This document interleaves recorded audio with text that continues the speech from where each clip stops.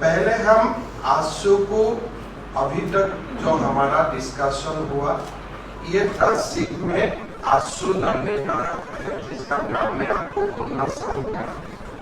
एक पहला सीट होगा सिल्ली, जहां से आजसू लड़ेगा, रामगढ़ आजसू लड़ेगा, गोमिया आजसू लड़ेगा, ईसागढ़ आजसू लड़ेगा, मांडू आजसू लड़ेगा, जुगसलाई आजसू लड़ेगा, डुमरी आजसू लड़ेगा, पाकुड़ आजसू लड़ेगा, लोहारदगा आजसू लड़ेगा, मनोहरपुर आजसू लड़ेगा।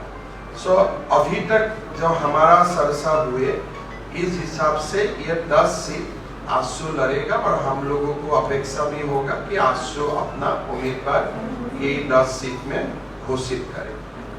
जनता दल यू का साथ अभी तक का जो हमारा चर्चा हुआ है, वो चर्चा का अनुसार जमशेदपुर वेस्ट और तमार जनता दल यू लड़ेगा।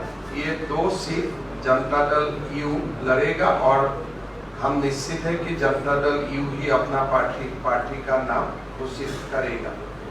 लोक जनशक्ति पार्टी एक सीट में चुनाव लड़ेगा, वो होगा 17 से लोक जनशक्ति पार्टी चुनाव लड़ेगा। 17 थोड़ा मेरा हिंदी कच्चा है और तो मैं आप लोगों को पहले बताया। आसाम की टॉप भी है। हाँ, तो वो सीट से लोक जनशक्ति पार्टी लड़ेगा और बाकी सीट में 1-2 सीट का एक सीट छोड़ के बाकी सीट में स्वाभाविक भारतीय जनता पार्टी लड़ेगा। यही सीट का एक मोटा मोटी जो डिस्ट्रीब्यूशन है, जनता दल यू 2, लोक जनशक्ति पार्टी 1, आजसू 10 और बाकी सीट ऐसा नहीं है कि बीजेपी ही लड़ेगा, कहीं कुछ चर्चा में 1-2 इधर उधर हो सकता है, पर मूलतः यही पिक्चर है जो मैं आपको बताने के लिए हमने आप लोगों को निमंत्रण किया था। और मेरा लगता है कि अभी बाबूलाल जी और सुदेश जी दोनों को ये चुनाव का नेतृत्व लेना है और दोनों कैसे चुनाव को आगे बढ़ाएगा, दोनों आप लोगों का सामने पेश करेगा। मैं बाबूलाल जी को निमंत्रण करता हूं कि चुनाव का बारे में सुदेश जी और बाबूलाल जी आप लोग का सामने बोल।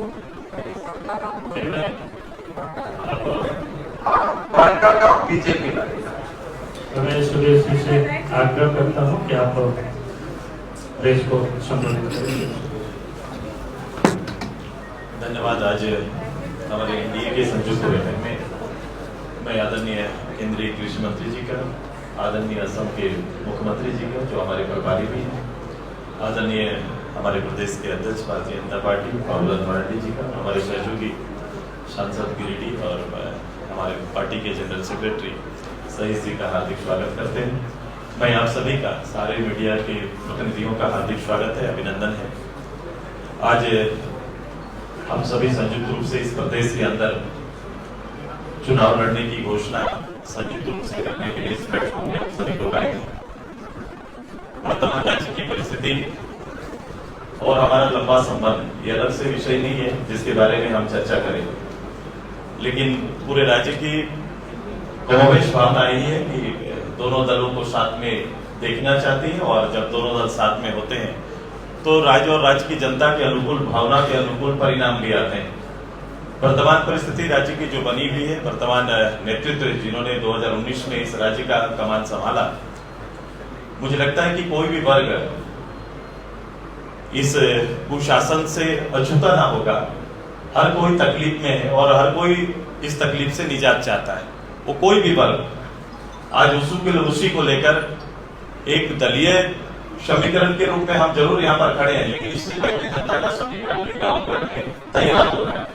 लोग चाहते हैं कि एक कल्याणकारी सरकार का गठन हो। चूंकि सरकार गठन होना और कल्याणकारी सरकारें चलेंगी, इस कंसेप्ट को ही इन्होंने बदल कर रख दिया है।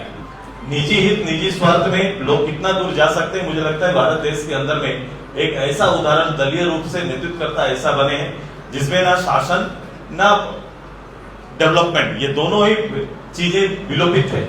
अब उससे आगे इस राज्य की संभावनाओं पर विश्व देश पूरा चर्चा करता है।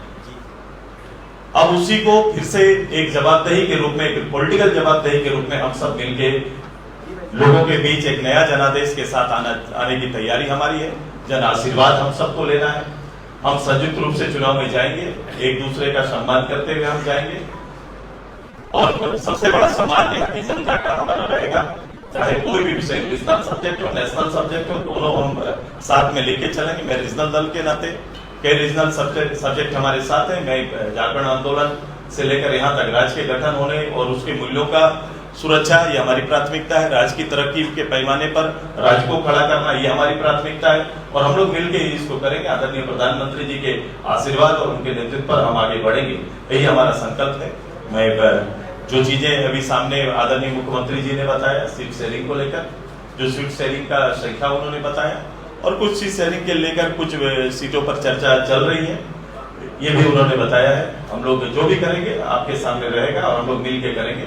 बेसिकली है कि राज्य की भावनाओं के साथ इस राज्य में एक बड़ी जीत एनडीए का हो, यही तैयारी हमारी।